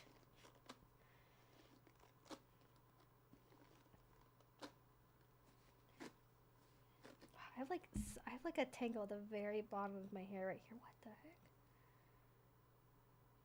That's something in there. All right. I just hate having tangles. This is the worst part of having long hair is like it definitely gets tangled so much easier. There was a part for like a couple years of my life where I just never got tangles because my hair was so short. That was the best.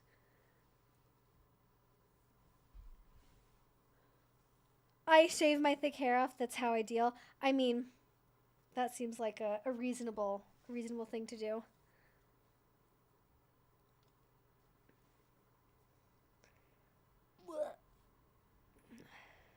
I'm sure when you have thick hair, the tangles are much harder to deal with also.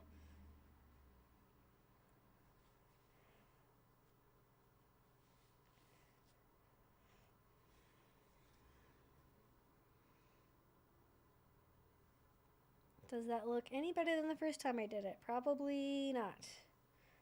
But I did get to comb it, so at least it's not as tangly. I have this like, what is that? What is it?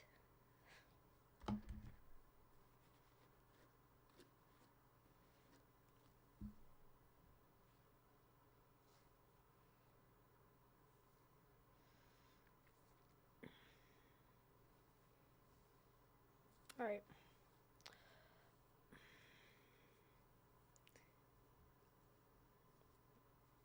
All right, I'm gonna get my texture spray and then we're gonna curl and that'll be that.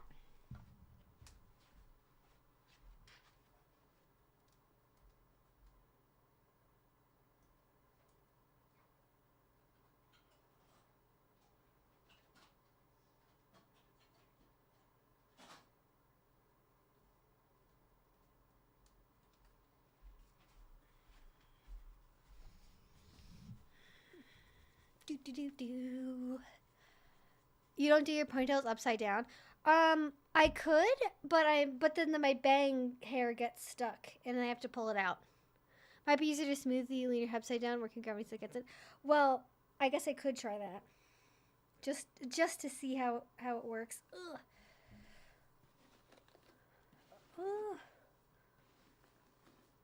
There we go.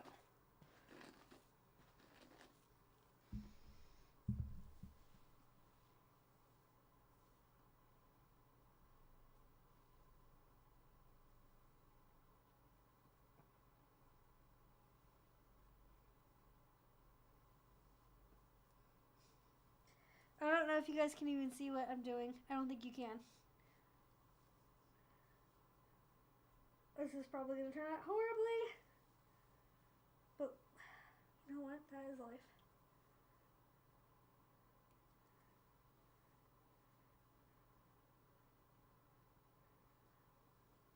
Ugh. I don't know if that's better or not. I don't know if that's better. I feel like I lost. What the heck? I feel like there's more volume up here, but it looks. I feel like I lost some of my. Whatever. I feel like I lost some hair from this movie. I didn't. It looks like it's just more flyaways on top. Oh yeah, I'm wrong. You did not ruin my life. Don't worry. I can fix it. That's part of the experiment we're doing here. That's part of the life we're living currently. And that's fine.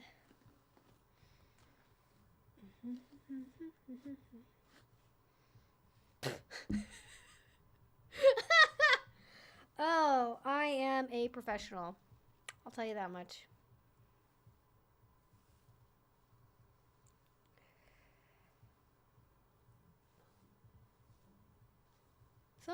I was thinking about this while my head was upside down. There are people out there that have to do their hair, like do full on hairstyles every single day for work. And I don't know how they manage, to be honest. I don't know. I couldn't do it. I could barely do it when I worked in an office. I was like, listen, you're going to get my straight hair or nothing else. You don't have any other expectations of me. You're going to get a bun or straight hair. That's it. That's all I got. I do not come with any other skills.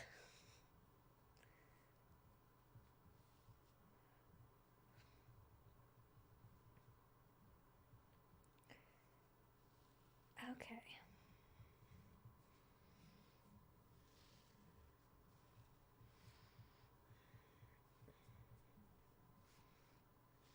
All right, let's go on our curly adventure here.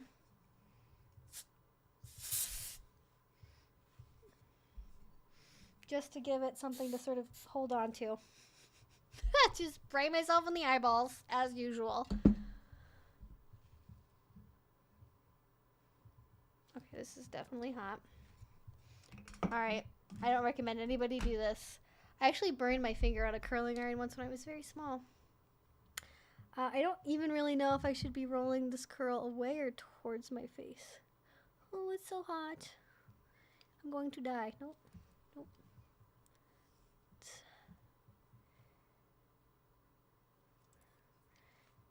Oh.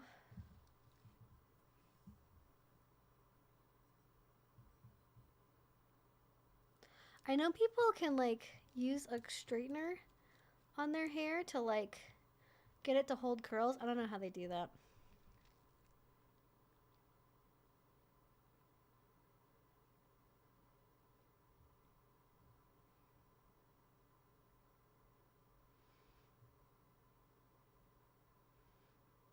I feel like a wave versus forward just gives you different, like one is very like 70s and one's very like 1860s. I feel like my curling iron is too hot actually, but we'll see. Boop. Look at that! Woo! I feel like I didn't curl it up high enough, but whatever. There you go. We're just gonna stick with it.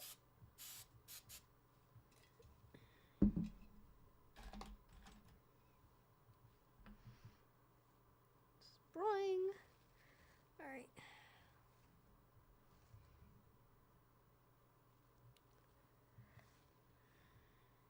I'm just gonna let that cool for a minute, I guess. And then I do kind of want to try, maybe I can try putting some curls in my ponytail. What do you guys think? Good night, Anthony. Thank you for joining us, and Happy New Year. I could try like, maybe I could do like 2 or 3 sections, maybe? And just see what happens if I try to curl them.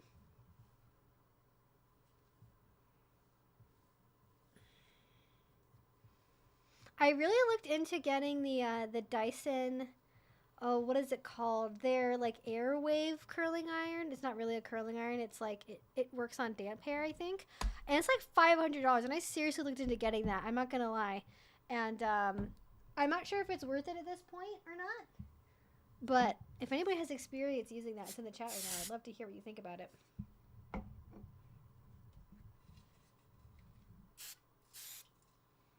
I don't even know if this is going to hold curl. It may just end up being slightly wavy by the time I'm done curling it, actually.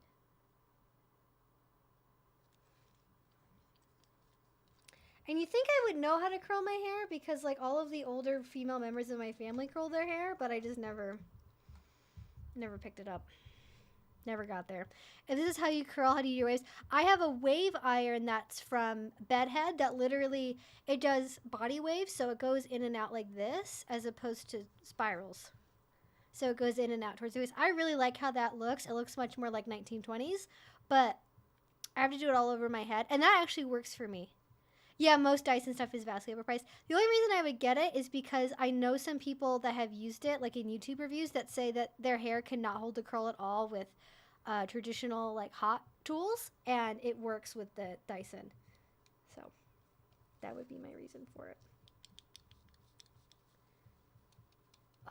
Oh, that actually looks really good. Oh my god, look at that little baby curl right there. Ooh, it's so shiny too. All right, let's get some hairspray on this. Ah! Dangerously close to death there. All right, not into fire play. Thank you very much. Not into branding. Not my kink. Hard limit.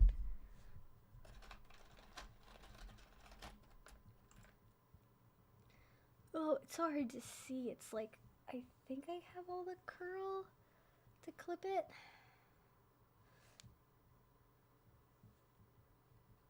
Okay, there we go.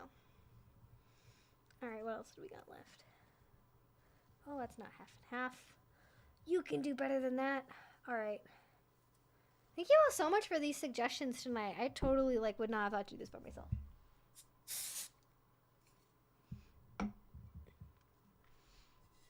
I think we can't see your hair with the oh, you're right. Though my chair is black, so I don't really know how much of a difference it makes, to be honest, but thank God I don't have a goth black bathroom or black bedroom, right?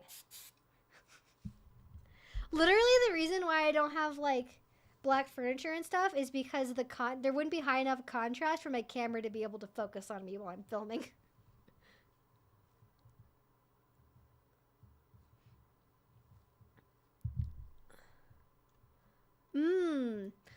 Yeah, I think it's just called the Bedhead Waver or Wave Tech or something.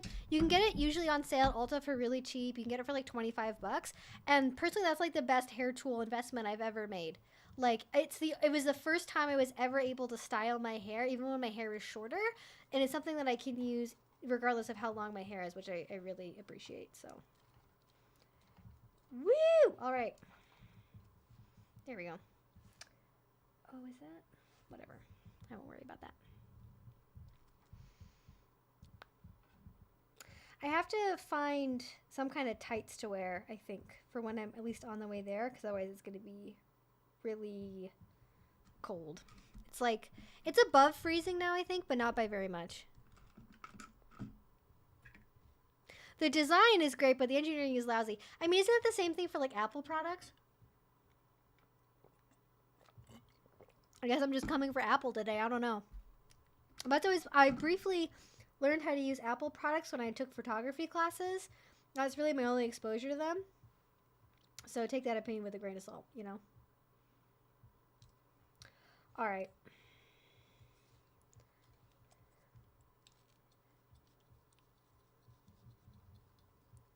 Oh, that curl turned out really good too. Oh, I'm learning. Somewhat.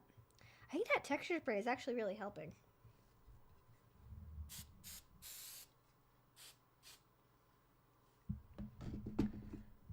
Good thing we make hairspray that doesn't kill the ozone layer as much anymore.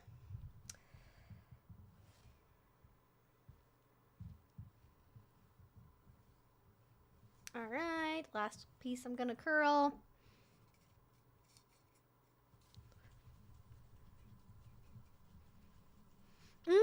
You know what? I was actually thinking about lace, because I don't have anything. I wore fishnets last time.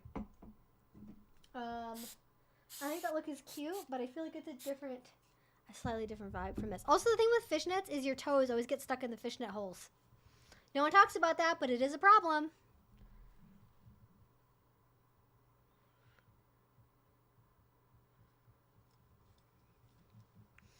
Well, actually, my other exposure to Apple was everyone I knew in college that owned MacBooks, and they were constantly breaking. Oh, I missed a little bit.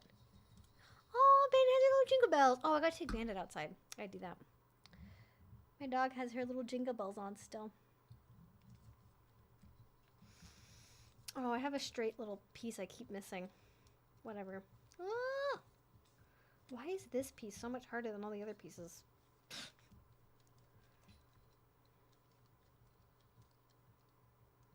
Whatever. I'm not doing this correctly. Roast me in the comments as thou wilt. If silver were black opaque or semi-sheer. Well, I don't think I'm going to wear, because the shoes I'm going to wear open-toed. So I'm really looking for something to wear on the way there, less so than like for the party itself. So to be honest, I may just wear my thermal tights. I may just wear my thermal tights, actually. Now that I think about it.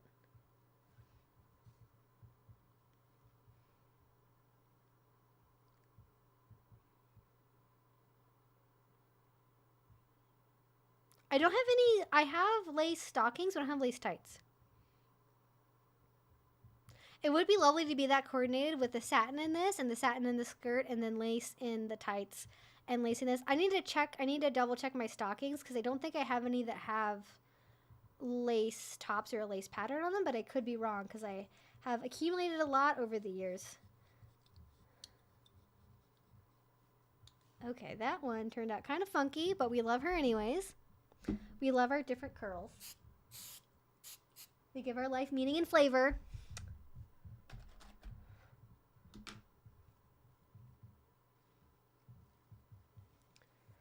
I should see if I have any hair doodads while waiting for these to curl. And I know I'm over my time, but this party can wait for me, okay, bitch? That's what I have to say about that. All right, I'm going to curl this little baby bit right here because I feel like it.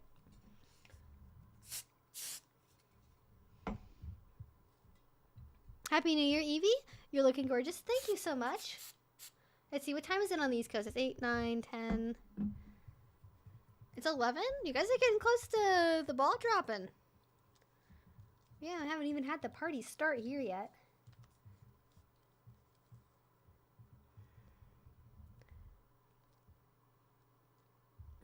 How expensive are iPhones these days? I bet they're pretty expensive. I recently got a new Google Pixel. And I love it. I love my Google Pixel. I don't think I'm ever going to get anything from any other ecosystem. I don't know what to call it. Because I just love my Pixel so much. They're so good for traveling. Whereas, like, when I've had Samsung phones I've traveled, it's always so hard. Like, it's harder to find a network to connect to. When you're traveling abroad, it's a huge pain in the ass. But with the Google Pixel, like, if I go to Canada, if I go anywhere else, it's so easy to just, like, switch over and, like, be connected to, like, a local network. Ah, there we go. Perfect. Little tiny baby curl. All right. I was thinking about giving this hair curler away to a friend, and now I might just keep it. If I can figure out a way to use this consistently. All right, I'm going to see if I have any little hair doodads, and I'll be back.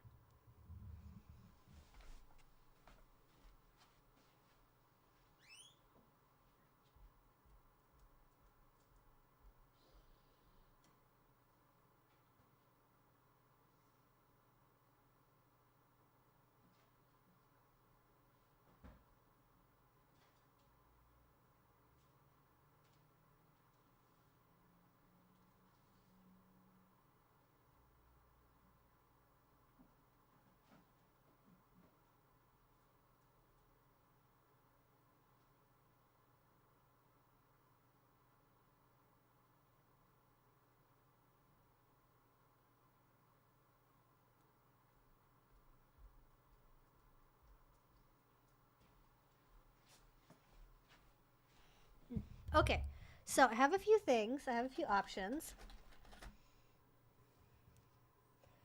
I'm going to make this really hard on myself to undo all these.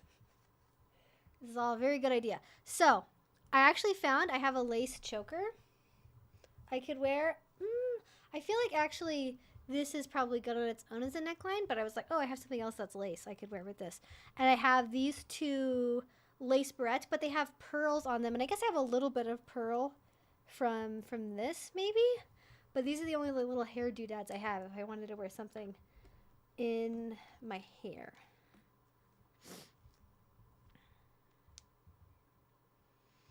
All right, I'm just gonna like hairspray all this real good. Boop, boop, boop. Is there anything else I need to do that I haven't done yet? I don't think so. Okay, hair done. We picked out the shoes. We picked out, we're doing the hair curly. I'm gonna wait like 2 more minutes and then kind of brush these out a little bit. I'll unpin this a little bit. And then, do I have my wide tooth comb? I'm just going to use my fingers, actually.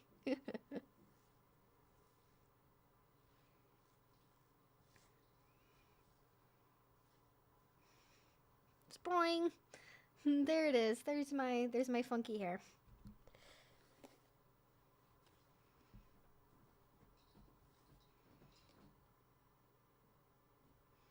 Ta-da! I think that's good. I'm gonna hairspray that again. I heard really good things about the Kendra like high hold hairspray, whatever that one's called. I haven't tried it yet though. I have a giant thing of Tresemme, and that's what we're dealing with.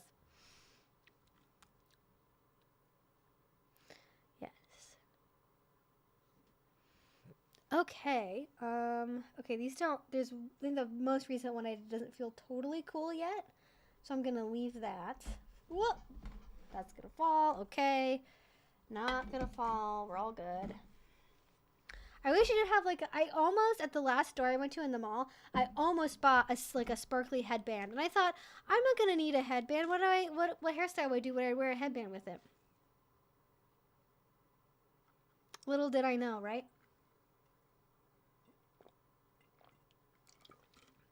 Little did I know. What a fool I was.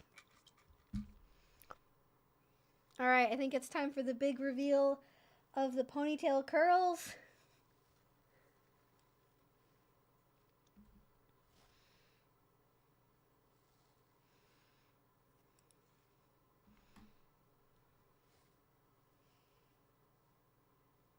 I am genuinely, I'm still fascinated by the phenomenon of all of the hairstyle YouTube channels being blondes. All right, so here is the unbrushed curls of the ponytail. I feel like my bangs are just like letting this look down a little bit. This is how it would look. I might not even brush them out at all. I might just leave them like that, to be honest.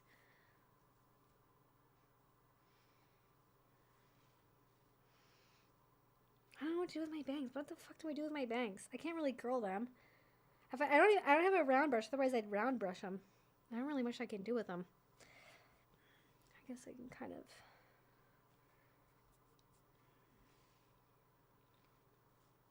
do like this. I guess I don't know.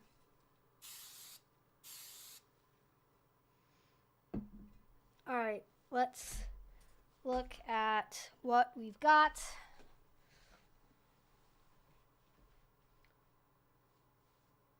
The hair swoop, the hair curls. Focus, please, camera. There we go. Hair curls. Hair curls. Okay, I'm going to just break them up a little bit with my fingers, and that's literally it. Here we go.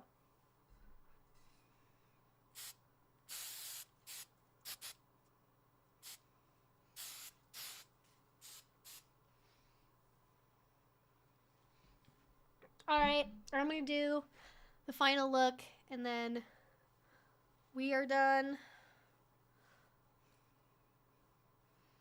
Never before have I looked like this. This is definitely a new look for me. What do we think? Is this a look? Is this a look? I don't know. Okay.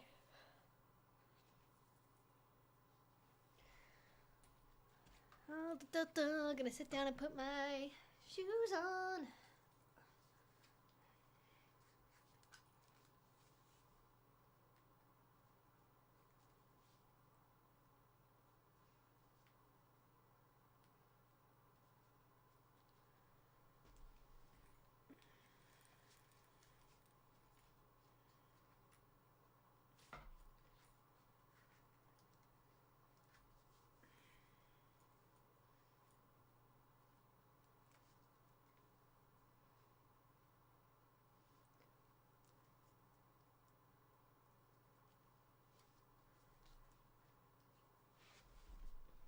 Alright.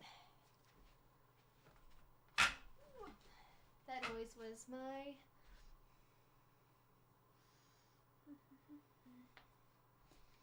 How do I show you guys this? I don't know.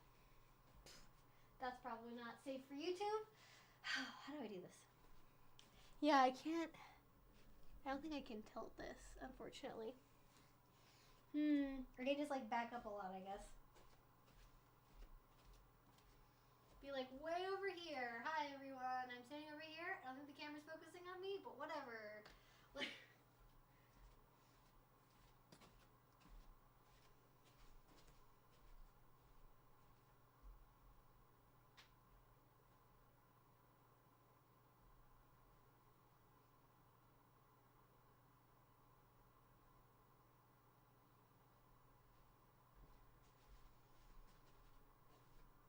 All right, this is the look.